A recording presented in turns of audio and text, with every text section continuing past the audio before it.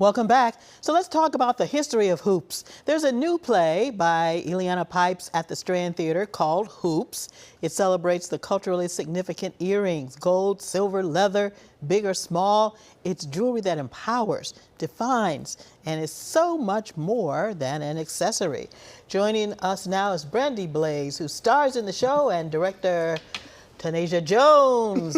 Hi. Hello. Hi. So, Tanasia, audiences will not be seeing a traditional play. Explain how the experience is going to be different. So I think the experience is different because when you go in traditional theaters, one of the things that you are kind of told by the experience, everything around you, is to sit down, right, and see and listen.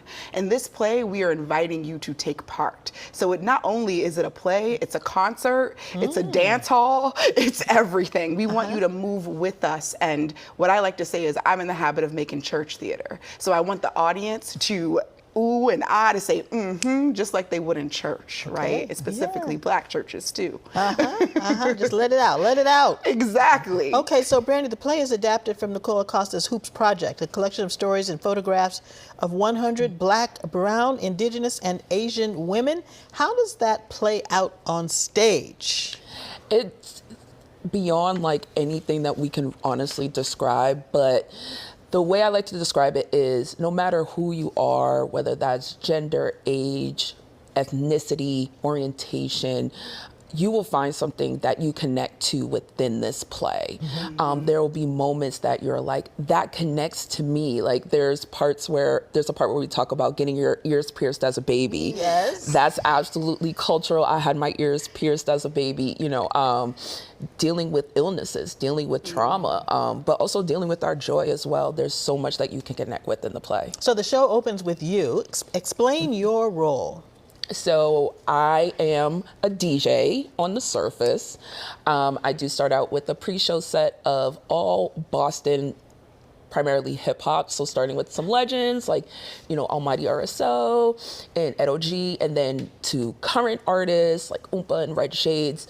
And I really wanted to tie in the culture and history of Boston music into this because music is so prevalent within the story, and it's a big part of my story as well, as a female rapper from Boston.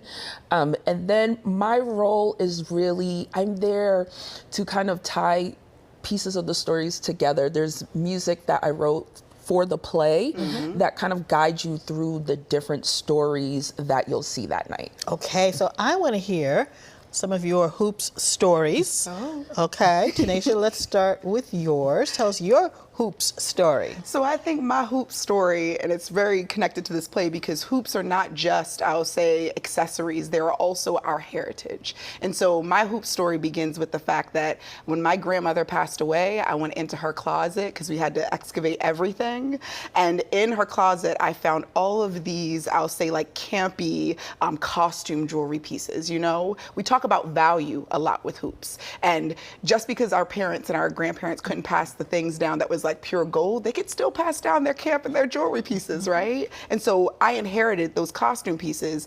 And when I used to put them on, I was like, these aren't for me. These are my grandmother's, right?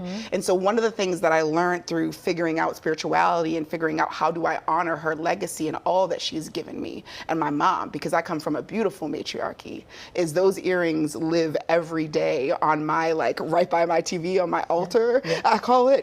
And I go and I pay homage to her every day. And I think that just like habit of giving your earrings to someone who is in your legacy, who is your grandchild in that way, and knowing that they will need it and they will see you in it is just beautiful.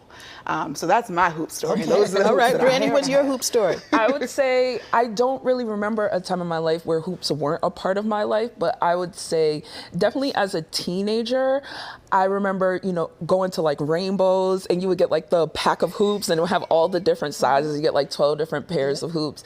And then, I would always put on the biggest one and, use the black gel for my baby hair because that's the era. I'm a millennial. That's my generation. To me, that was like being a grown woman. That was like, that's what beautiful adult Black women looked like. They had on hoops. Yeah, so tell me why you chose these hoops.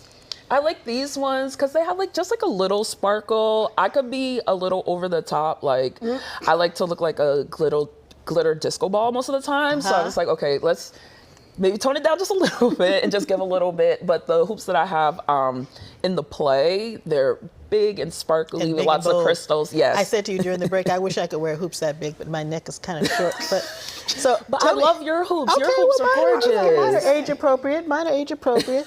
So tell me about your hoops that you have on. The hoops that I have on right now are hoops I feel like that, number one, it like show the different levels and all of the different shades of what hoops could be. I think sometimes we think hoops are just like the circular earring, and I'm like, no, just like yours are. You can have trinkets on them. That's You right, can have little little trinkets. sparks coming out of them, little pokey things that say, hey, I am here, this is who I am, and I am bringing all of me to the table today. So tell me how the audience has responded to the play so far. It's been incredible. Yeah.